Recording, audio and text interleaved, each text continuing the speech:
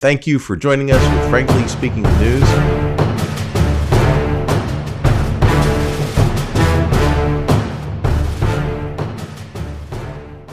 I'm here today to go over some interesting stories that have popped up here recently in the last month, and to go down memory lane a little bit and revisit the last 5 years, the 4 years of Trump and the year that we're now in with Biden, and to try and make sense of the onslaught of media that we've been subjected to for 5 years, and to try and discern where fact and fiction dissect. So let's begin with the latest events that have happened. And we will begin here, and we'll begin with Hill TV and the Rising. This will just get you up to date with some of the latest information. So bear with me. Let me get this started here. Campaign paid a tech company to infiltrate Trump Towers and then later, even the White House, in efforts to find any evidence of Russian collusion in the 2016 election. That's according to a filing from special counsel John Durham, reported by Fox News. The filing revealed that in July of 2016, the tech executive worked with Clinton lawyer Michael Sussman, numerous cyber researchers, and employees at multiple internet companies to, quote, assemble the purported data and white papers. Journalist Glenn Greenwald.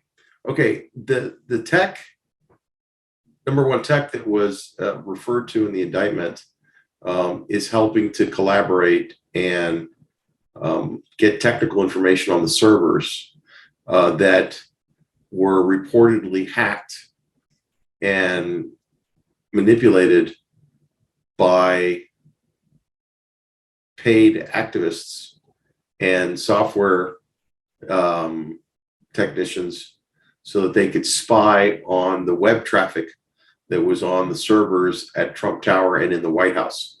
So let's go a little further on this. Noted on Twitter, the special counsel investigating wrongdoing that led to Russiagate, John Durham, filed a document accusing the Clinton campaign of paying tech operatives to spy on Trump campaign. Okay, now this is kind of important also because Glenn Greenwald is what I call a classic liberal. What I mean by that is liberals, classic liberals, believe in free speech. They want the truth. They want engagement. They'll engage you on your policy issues. They'll engage you on any issue. They're for free speech and they want transparency. That's been the classic liberal mantra. We're no longer dealing with very many of these classic liberals because they've now been basically canceled and put aside as neocons or right-wing, all right-wing people. It's kind of a bizarre situation, but there are a lot of tremendous journalists like Glenn Greenwald, who was instrumental in some of the leaked information that came out of the Pentagon. And he was the lead on a lot of the stories with the abuses like waterboarding and things that were being done. So right now he is person non grata in the Democratic Party, but he's a very honest guy. And I've come to appreciate his work. And he was right about a lot of things. He was right about the Bushes. He was right about the Iraq war, the pretext to get into war. So he has a tremendous amount of credibility, been consistent all along. So let's see what he says here. Then admin servers. See if you can find liberal outlets covering this. Deputy Newsweek opinion editor and author Badia Unger Sargon is here with us to discuss. Welcome. Thank you. So, Badia, there's an interesting Watergate parallel here, because we all grew up being told that Watergate was the most serious scandal that had ever rocked. Okay, now I want to differentiate here with Watergate because the allegations are similar, but at the same time, the spying that took place with Trump was much more egregious and a breach of national security. And I'll give you an example. Watergate was they basically went into the hotel at the Democratic headquarters and basically bugged the headquarters so that they could get information on strategies and to use it against the Democratic Party. And Nixon should have been impeached. And he was removed from office, but he should have been impeached. And it was a horrible thing he did. What the allegation is here is that you had a competitive campaign who used the intelligence agencies, the media, and paid operatives, both international and domestic, to penetrate and infiltrate the servers of a candidate at Trump Tower so that they could look at web traffic. And in some cases, they embedded traffic to create a narrative and create the appearance that Trump servers were communicating with Alpha Bank in Russia and that there was some nefarious activity going on. They colluded with the FBI and the CIA, which is truly incredible. So, excuse me, while it's similar, it's much more egregious and much more serious in scale. So let's listen to what they have to say about it. Remember now, this is the Hill. This is early rising. This is typically a pretty well-balanced group. So you'll hear both sides. Here we go. American politics. This was a case where a division of Richard Nixon's reelection campaign, hilariously named Creep, broke into the DNC headquarters in the Watergate in an effort to spy on the DNC, to get intelligence from them that they would then use. They would either leak to the press or use it in their own strategy. Did this parallel occur to you as you were reading up on what the Clinton campaign had done? Yeah, of course. It's hard not to think of Watergate, although then it was, it's sort of in reverse, right? Here you have the, members of the DNC, Hillary Clinton's campaign, even after Trump got elected as president, continuing to spy on him. Okay, this is an important point. At no time did Richard Nixon spy on a sitting president that we're aware of. And now a lot of time has gone by in history. We're not aware of that. But here you have a presidential candidate who lost the race spying on a sitting president using the intelligence agencies, law enforcement, the Department of Justice, to basically frame a sitting president in order to impeach him and get him out of office. And I can tell you that the goal, they knew he wasn't a Russian asset. They knew that there was no Russian collusion. That wasn't the goal. The goal was to manipulate the media, create the narrative, to appoint the special counsel to be able to dig up some kind of dirt, which would give them cover, and bring the evidence to the meeting, to the special counsel to establish a pretext. That's really what it was. Here we go. This is such a bombshell of a filing. Of course, we don't know if it's true or not yet, but it seems to suggest that Trump was right when he said that he was being spied upon. Okay, I have to stop it here for a minute because it's not often, actually, it's extremely rare that you see someone on the left in media admit that Trump was spied on. You remember the ridicule and the nonstop ridicule of Donald Trump and laughing at him and mocking him, saying that, he's crazy, he's paranoid, he's nuts, the federal government spying on him, that, he's, Obama mocked him, they all mocked him. We'll see why later. But now facts have proved out with the Durham investigation, which, by the way, which is what Bob Mueller was supposed to be doing. Robert Mueller, he was supposed to be investigating the origins of the Russian interference in our election. That was the original pretext for the special counsel.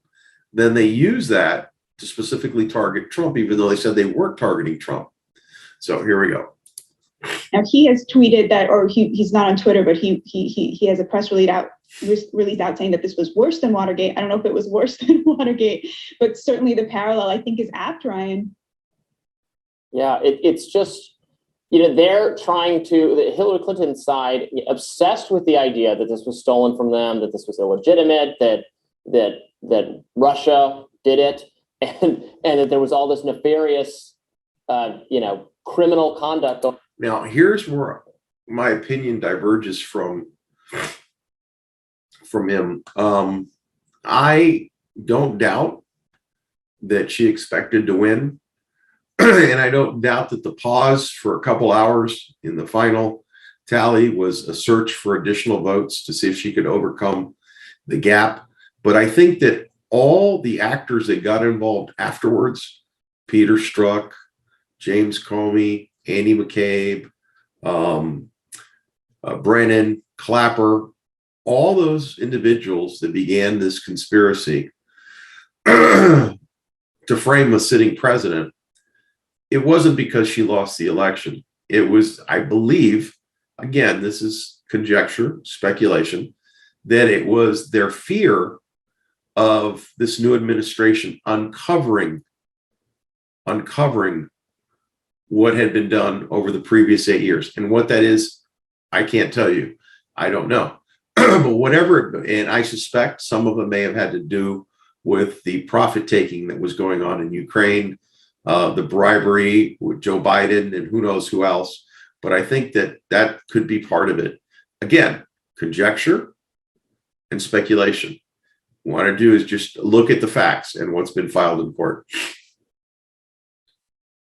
Going on, and then they're committing things that we don't know. We got to hear more about it. We have to learn more specifically, but seem very shady. Like they're doing all these shady things to find evidence that they fail to find. Or find some, more minor things, but not the kind of widespread, it's Russia's fault kind of stuff. And they're doing the shady things to kind of to produce that evidence. Yeah. And, I think I remember that terror, right? Leading up to the election. Well, it wasn't even leading up to it because we were so certain Hillary Clinton was going to win. Yeah. Then those early days of like, oh my God, Trump's the president. I think a lot of us were like, what is the world going to look like? But I think what this reveals is not only how hollow all of the hysteria around, the right undermining democracy sounds when you have, Hillary Clinton continuing to spy on her opponent, both as a candidate and then as president, but also just how many of our institutions are on the Democratic side and seem to be sort of very much in league with that hysteria. Well, here I take exception to her comment for only one reason. There's no doubt that there was institutions that were compromised. I'm old enough to know what the definition of Democrat was back when. I don't believe that there are very many Democrats or what I would call liberals, classic liberals left in the Democratic Party. Most of them have been canceled out. And you've seen it with Glenn Greenwald, the author and investigative reporter who's done tremendous work. So, and you see it with a lot of others that they've just totally ostracized. And it isn't that they have left their positions as liberals. It's that the Democratic Party has morphed into the Progressive Party, which is a blend of, in my opinion, of neocons and progressives that have tendencies towards fascism and some sort of communism, because you have this unholy alliance between social media corporate giants and mega companies with the federal government. And all these institutions have been compromised to an extent that is palpable. There is no, I think, every government institution, State Department, Justice Department, intelligence agencies, IRS, all of them are like 98% Democrat, and they've been placed there. And I think the issue that we're looking at, and the question that we should be asking ourselves as all this unravels and unwinds is, do we still live in a constitutional republic, a democratic republic, or are we now in some type of totalitarian institutional system where the deep state can choose who's going to be president, and if the American public selects someone that is unbecoming and they happen to win, they have the ability to railroad them, frame them, and destroy them, and place in power one of their own. And I think that's the key. I really do. I think that's the key. So I take issue. These are not classic Democrats or classic liberals. These are progressive Marxists with fascist tendencies, and they're neocons, and I call them the Uni Party because a lot of the Republicans are involved in it as well. It's the same team. You don't have any representation in Washington. It's all one party. Around the idea that an outsider like Trump was going to be president. Now, again, I felt that hysteria at the time. Now I'm a little bit more skeptical of myself in those moments. But, so if you have both sides feeling levels of hysteria about, the other side's candidates, and both sides doing things that undermine democracy, right? Trump is definitely doing that by suggesting that, he didn't lose the 2020 election. But, one side is doing it with this aura of being so superior to the other side. Well, let's take a look at that too for a moment. Trump claimed that they spied on him, and he was mocked, ridiculed by the mainstream media and every news outlet, and haunted by it. And 4 years later, 5 years later, we come to realize that it was factually correct, and they were basically pandering. They were basically promoting fake news. And as we go down the road, we'll find out that they knew that they were promoting fake news. So if that's the case, and he was correct on that, and now he's claiming that the 2020 election, there was voter fraud on a massive scale in individual states that flipped the outcome of the election in the wee hours of the night.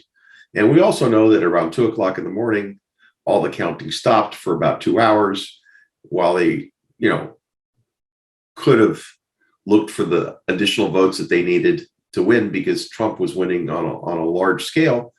Not saying that that's what happened, but I'm not so quick as to discount it, because so far the mainstream media has been wrong on every account.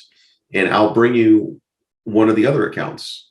A few days before the 2020 election, the Hunter Biden laptop comes out, published by the New York Post. And it's immediately branded Russian disinformation, because let's be real, the Russian thing is really the only narrative that they use. Everything is about Russia. So now 16, 17 months later, the New York Times, which called it Russian propaganda, and the intelligence agencies, which called it Russian propaganda, 30 intelligence agencies, former CIA, former this, whatever, all said that it has all the hallmarks of Russian disinformation, right? Now the New York Times comes out on page 17, in paragraph 17, and admits that the laptop is real. So right now, it looks like Trump is speaking the truth, at least on these issues, and the mainstream media is peddling fake news. Not much of a surprise, but what's really surprising is that at some point you realize that it's not that they got it wrong, that they've been given bad information, that it maybe wasn't vetted properly. It's that they actually knew that it was incorrect and chose to ignore it. And I'm talking about social media platforms, Facebook, Instagram, you name it. Everybody was censored, and this topic was not allowed to be discussed. You'd be deplatformed in 30 seconds. Let's move forward. So, of the fact of the science, and that side as well has all of the institutions on its side. So I think that's really important to point out. Do you guys agree with me about that? Yeah, I agree. And actually, putting that all of that aside, and putting aside the legality, putting aside the scandal, what it says about the Clinton campaign strategy is also kind of interesting. That rather than hit Trump, the way that, say, Elizabeth Warren was hitting him during 2016 as kind of a clown and a failed businessman, the way that Bernie Sanders was hitting him as somebody who was lying to the working class, who was pretending to care about the. Now, I can't let this one go either, because this is also very intriguing. Right about the time that all this was going on, you had WikiLeaks that dropped all those Clinton emails. Now, the DNC and the Clinton campaign and John Podesta claimed that they were hacked externally through the internet. Okay. And the massive data dump that was, appeared on the internet, anybody will tell you, you would have had to use a thumb drive to get that massive amount of data down. You wouldn't be able to do it over the internet. So right about the time that this was all happening, there was a gentleman named Seth Rich, who was a DNC IT guy, basically. And apparently he was a big Bernie Sanders guy. And while the primaries were going on, he had been dissuaded because he had seen internal documents that showed that Sanders was cheated out of winning the primary. So a lot of people believe that it was retribution, where he downloaded this information to blow her campaign up. Lo and behold, a few weeks later, after the WikiLeaks dump, Seth Rich is coming home from a night out at a nightclub at 2:00 in the morning, gets shot in the back of the head. Nothing was taken. His wallet, his watch, all his personal belongings were on him. There was no real investigation. It was a homicide. It was called a theft, even though there was no theft of anything. And that now apparently is being investigated because the server that the DNC had was checked by CrowdStrike, which is another DNC group, an IT group that went in and checked the server. And when the FBI came to check it, CrowdStrike said, no need. We checked it. It was a Russian hack. And, Russia gave it to WikiLeaks, and and they were doing it on behalf of Donald Trump. I'm beginning to believe that that's all part of the fake news narrative that's been spinning. And I think we're going to hear more information about that. But don't forget, a young man in his early 20s, a Democrat, working as an IT and specialist for the DNC, was murdered after the WikiLeaks. Another interesting thing in those WikiLeaks was one of the emails with John Podesta, where he talks about what works and Anthony Scalia and his death. And most people understand that what works is about murder. Again, conjecture, speculation. We don't know. But it was the circumstances around all of that were very suspicious. So anyway, that's just to give you a little bit of background. And again, it's speculation and conjecture until facts come out and support it.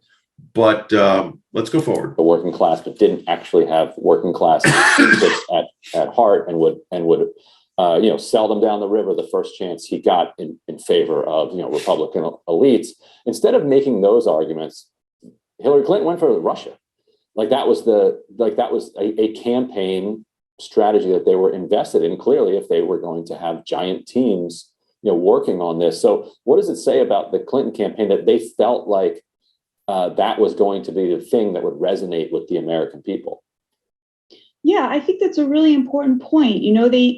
For all of their talk of, we have the issues, right? We're the adults in charge. What they went for, you're totally right. Their first instinct was to create this conspiracy theory around Russia, which we're even seeing today, right? The ramifications of, that steering the ship in that direction to this extremely adversarial relationship with Russia when, Mitt Romney was sort of laughed out of the room when he suggested something like that when he was campaigning against Obama. So I agree with you. I think that it does reveal that maybe there was, if Trump was coming on as a populist, right, in a way that was resonating with working class Americans, Clinton, I think, maybe correctly analyzed the situation and realized she was not going to be able to hammer him on that the way that Warren and Sanders could. And so went for this bizarre conspiracy theory that we now know really there was nothing there.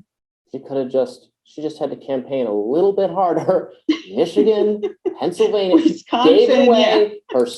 We're gonna talk a little bit about that, because now we know through the Durham investigation, Dashenko has been indicted, Sussman's been indicted, Kleinsmith has been indicted, and it seems that Durham is building a case by picking off some of the smaller individuals, and some of the individuals that are directly involved.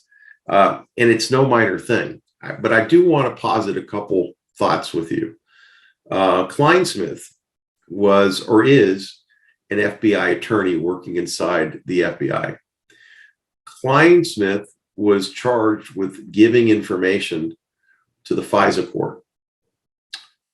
Carter Page had been working on the periphery of the Trump campaign, and Kleinsmith was, and it's a formality that they go through, that they have to go through, was trying to obtain a FISA warrant to conduct electronic surveillance of all kinds against Carter Page. This would allow them to leapfrog all the way up to the inner circle of Donald Trump, any interactions. So the FISA court requires cause. The bar is not as high as you would go to a normal court, but national security is an implication that has to be there. So when they went to the FISA judge, before they did that, they would have to do an internal document search with the ABC agencies so that they would know if this guy was indeed a foreign asset or a Russian asset, or could it be that he was working internally with one of our government agencies? And it turns out that Carter Page was actually a CIA asset, and the CIA sent a memo, an email, clarifying that, saying, no, he is a CIA asset. Well, this FBI attorney, Kleinsmith, changed the wording so that it reflected that he was not a CIA asset, but in fact, a purported Russian asset, which enabled them to get the initial FISA warrant.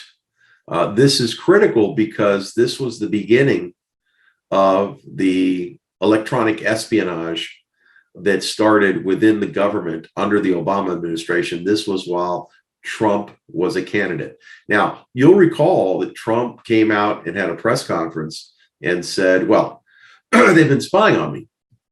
And they laughed at him. The media, it was a humorous, it was on all the Saturday night shows, and they mocked him. The administration mocked him because, you know, they're above doing any kind of nefarious thing like that. And it was all just ridiculed. So, you know, he was peddling, in their words, fake news. It was all a lie. And the chorus that came out of the media in unison was something amazing to watch. They never bothered to vet the charges and look into the possibility that maybe what he was saying was accurate. What they would do is pick on a word or, you know, a particular thing, a meaning, and deflect and defer and then make charges. So I thought that was pretty fascinating. So Kleinsmith is charged by Durham, and he basically gets probation. And he ends up getting his license back for forging an FBI document that went to a FISA judge. Now, maybe he's been a cooperative witness with Durham. I don't know, but I find that really interesting because we do know that the institutions, whether it be the DOJ, whether it be the IRS, the intelligence agencies, they are all compromised at the top. There's no doubt about that. They are all, and they're not, I won't even call it Democrats. I'm talking progressive with Marxist tendencies. You know, this is a takeover of a federal government. It appears that way. It really does. How deep it goes, I don't know. This is where the term the deep state has come from. So as we go through this, we come to Sussman, which was the second indictment. And this is a very curious indictment. And I'm sure that this came from Kleinsmith, maybe even came from actually James Baker.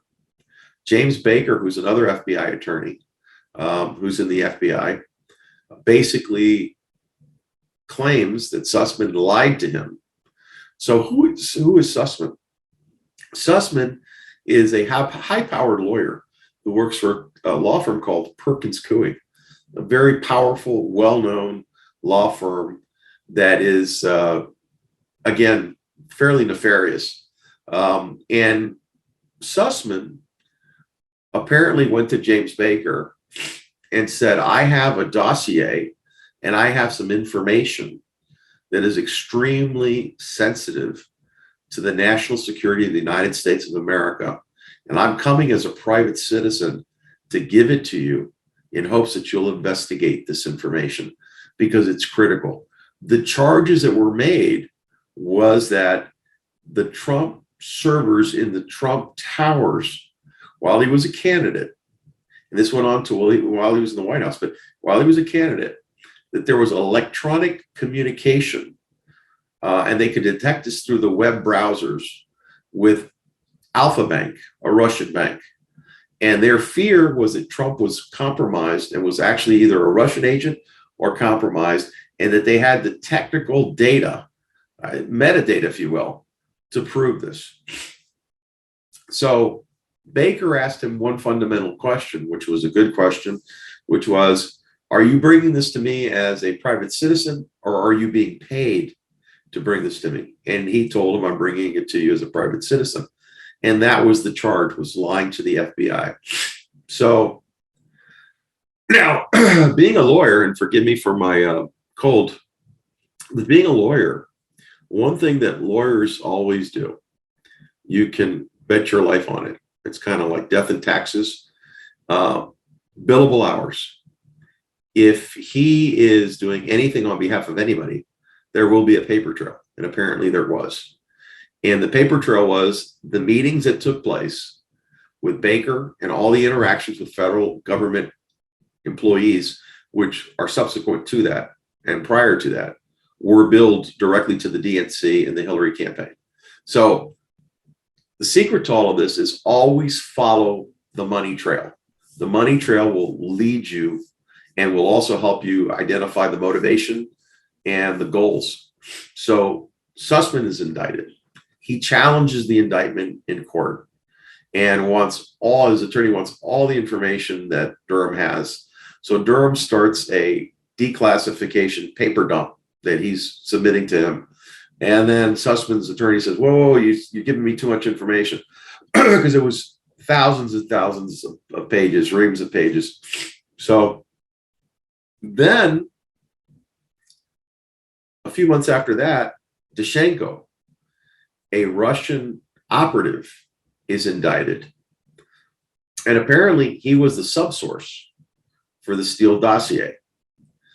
William Steele, Chris Steele, and then you have Fusion GPS, which is Glenn Simpson.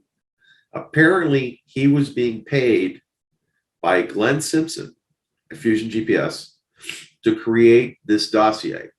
Well, he's charged with 5 counts of lying to the FBI.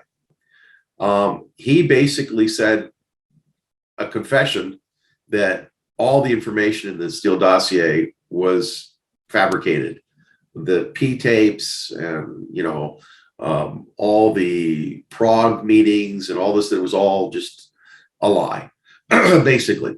So he's getting paid through Fusion GPS, who's getting paid by Perkins Coie, who's getting paid by the DNC, who's getting paid by the Hillary Clinton campaign. So now it's getting very interesting. So at this point, the investigation is ongoing.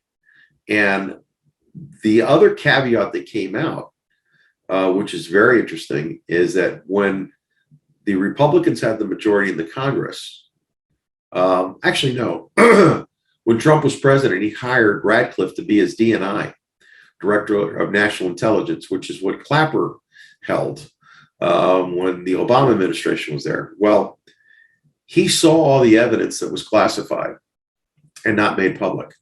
He was able to declassify a lot of the information and make some of it public, and also gave a lot of information to Durham, which is what Durham was following up on. So here we go, and we're talking about the DNI, Radcliffe, and part of what he discovered was there's notebooks of the meetings in the Obama White House, like there always is with any president. There's, the National Security Advisor is going to have notebooks, and in those notebooks, there were notes in the margin that said that Hillary Clinton had come up with a plan to tie Donald Trump's campaign to Russia, and that she was seeking approval, and Obama approved it. Now, this was written in the notebook on the margins. So that meant that Clapper, actually Brennan was the one that brought it. I'm sorry, not Clapper, who's the director of the CIA. So he brings it to Obama, gets it approved, and then it goes to Clapper and it goes to James Comey. So that means the intelligence agencies all knew, Comey, Clapper, and Brennan, that this was a hit job by a political rival in a presidential campaign that was trying to set up a presidential candidate as a Russian agent. And it continued on after he was elected. So after he's elected, the first thing that they do is they try and frame the National Security Advisor. And I can't recall his name right now, but they framed him on a call and it was bogus. And anyway, he ends up getting fired. And the reason was, as a National Security Advisor, he knew where all the information was, and they were desperate to keep him away from that. So then you recall that Comey gets fired, and the Attorney General at the time, and again, my memory fails me, but he was a non-issue because he was afraid that he would be implicated in some Russian baloney, which basically meant that he was part of this conspiracy. So the conspiracy really lied with the Hillary campaign and the Obama administration. And remember, Republicans were painted as conspiracy theorists. There's a conspiracy theory, you're all full of crap, for years and years, and now the truth is coming out. So the question then comes, why was there such a visceral reaction to the new oncoming administration? I don't believe for a minute that it has to do with politics. I believe that it has to do with what would soon be discovered, which would lead us to Ukraine. When the Ukrainian situation blew up, where Donald Trump was smelling a rat in Ukraine in the form of Hunter Biden and Joe Biden and Burisma, that's when the phone call to the president of the Ukraine became a big issue, and it led to impeachment number one. They wanted to impeach him over that. So there was something there. They were trying to keep the administration from discovering what may have occurred over the past 8 years.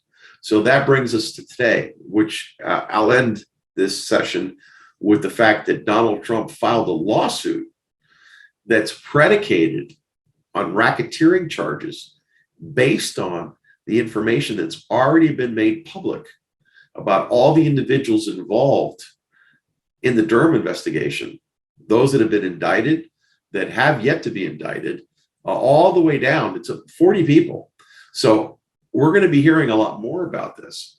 And what's going to be very interesting to see is another conspiracy that was, propagated was the Hunter Biden laptop, which we now know is real, according to the New York Times. And there's, down in paragraph 17, they admit it. The New York Post put it out, and they were banned from all social media platforms, including Twitter, Facebook, you name it.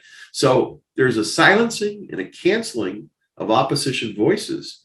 This is the type of thing that happens not in a liberal democracy, but in a Marxist government. Let's be real. So the question becomes, do we have a dual justice system? Is our justice system already corrupted? And only the judge will only know when it gets to a judge and we see what happens. Has the judicial system been so compromised that we are no longer living in a free country? Now, again, I'm positing that thought because the indicators are leaning in that direction. And people are being banned off platforms for talking about facts that are in the newspaper. Okay. And what they're doing is they're suppressing information. So my challenge to you is place your comments in the comment section. Let's have a dialogue about it. I will be covering in the future more about the lawsuit that's pending that he just filed, and more about the Durham investigation and the Hunter investigation, because all accounts say that Hunter Biden is under investigation. He paid $1 million in back taxes, and that he's under investigation. And the fact that the New York Times admitted in the 17th paragraph that the laptop was real is an indication that something is coming down. Either they want to change the candidate, they want to get Joe Biden out and get a new candidate in before the 2024 election or the 2022. They're setting the table for that. Or they've gotten indications that indictments coming for Hunter and they want to get ahead of it. But something is happening there. I'm not sure what it is. And again, this is pure speculation, because I'm of the mindset that the corruption is has manifested itself like a cancer embedded in our judicial system, that I'm not sure that even with a laptop with images of underage children, with business deals that implicate Joe Biden, because in that laptop it talks about deals with Ukraine and China, where he's getting 10% of the take. It's explicit. Tony Bobolinsky, who was also made to sound like a conspiracy and he was full of crap. Everything that he said in his testimony to Tucker Carlson on Fox News proved to be true. It's all on the laptop. And if the laptop's true, then everything on the laptop is true. And the emails have been verified. So if that's the case, and according to the New York Times, that is the case, and nobody gets indicted or does time, then we live in a dual legal system. And if you're not part of that Marxist club, then you're on the out.